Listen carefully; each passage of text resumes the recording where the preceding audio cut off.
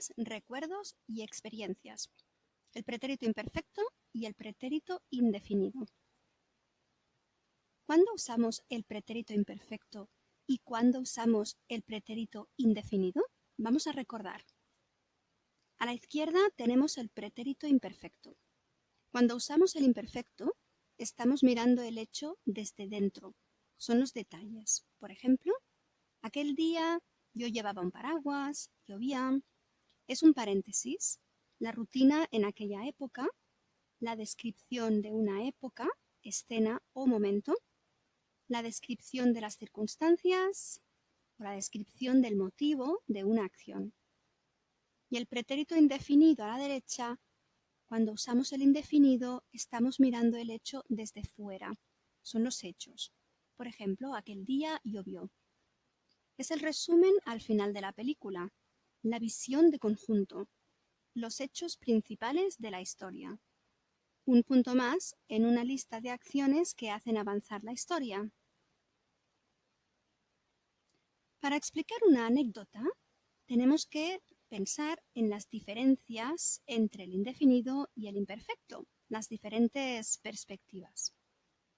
Con el indefinido hablamos de los hechos, el dónde, el qué, el cuándo, con quién. Por ejemplo, mi hermano fue a Sevilla de viaje en diciembre. También son los hechos que hacen avanzar la historia. Por ejemplo, fui, decidí, dije. Conoció a una chica y bailaron toda la noche. Se enamoraron. Finalmente, el indefinido también sirve para dar un resumen al final. Por ejemplo, fue increíble, lo pasé genial, fue el mejor viaje de su vida. Aquí a la derecha tenemos el imperfecto, que sirve para dar el motivo de una acción. Es como la palabra por qué, quería, era, etc. Por ejemplo, estaba deprimido y quería desconectar. Desconectar significa switch off. También el imperfecto sirve para describir la situación, una descripción durante la situación. Por ejemplo, la descripción del tiempo, la decoración, el ambiente, la ropa, el aspecto físico, el estado mental, etc. Por ejemplo, el ambiente era muy agradable y ella era divertida y simpática.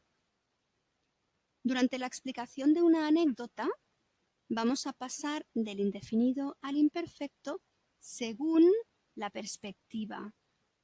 Por ejemplo, 1. Mi hermano fue a Sevilla de viaje en diciembre. 2. Estaba deprimido y quería desconectar. 3. Conoció a una chica y bailaron toda la noche. 4. El ambiente era muy agradable y ella era divertida y simpática. 5. Se enamoraron. 6. Fue el mejor viaje de su vida. Para explicar una anécdota hay que pensar cuáles son los hechos y cuáles son los detalles. Aquí tenemos unos datos. ¿Quién? Roberto Catedrales. ¿Cuándo? El mes pasado. ¿Qué?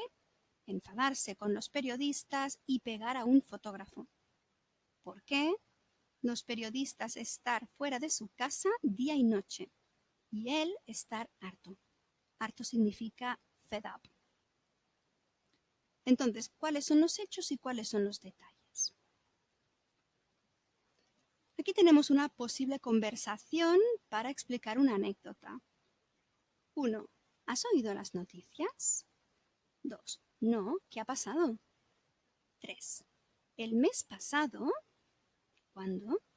Roberto Catedrales, ¿quién? Se enfadó, el hecho, se enfadó con los periodistas y pegó a un fotógrafo. Aquí en este color marrón más o menos indicamos las acciones que hacen avanzar la historia. 4. ¿En serio? ¿Por qué? 5. El por qué. Los periodistas estaban fuera de su casa día y noche y estaba harto. El verde indica el imperfecto, que es la descripción del motivo de la acción en imperfecto. Ahora tú. No Número 1. Aquí tenemos una tarjeta con unos datos. El quién es Shakira, el cuándo hace un par de días, el qué anunciar su retirada y el por qué ella y Piqué esperar mellizos y querer concentrarse en su familia. Aquí tenemos la misma conversación de antes, con la información de Roberto Catedrales, etc. Y ahora tienes que explicar la anécdota con los datos siguientes, de Shakira, etc. Si quieres, ahora puedes parar la grabación y hacer el ejercicio.